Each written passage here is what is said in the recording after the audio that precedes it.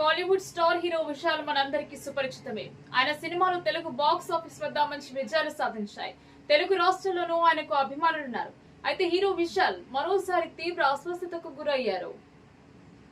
ప్రముఖ తమిళ హీరో విశాల్ ఆరోగ్యంపై ఇప్పటికే చాలా కథనాలు వచ్చిన విషయం తెలిసిందే.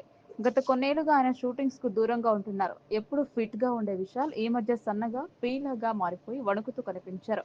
దీంతో ఆయన ఆరోగ్యంపై అభిమానులు ఆందోళన వ్యక్తం చేశారు. అయితే తాజాగా మరోసారి విశాల్ తీవ్ర అస్వస్థతకు గురయ్యారు. ఓ కార్యక్రమంలో పాల్గొన్న విశాల్ అక్కడే స్టేజ్ పైన ఉన్నట్టుండి కుప్పకూలారు. దీంతో ఆయనకు ప్రథమ చికిత్స చేసి ఆసుపత్రికి తరలించారు.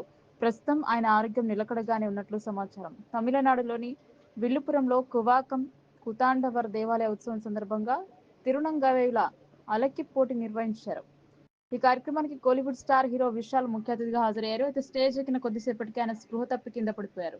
అయితే ప్రాథమిక చికిత్స తర్వాత అనారోగ్యం నుంచి కాస్త తేరుకున్నారు విశాల్. ఆ తర్వాత ఆయన ఆసుపత్రికి బయలుదేరారు. విశాల్ ఒక్కసారిగా కుప్పకూలడంతో ఈ కార్యక్రమంలో ఒక్కసారిగా గందరగోళం నెలకొంది.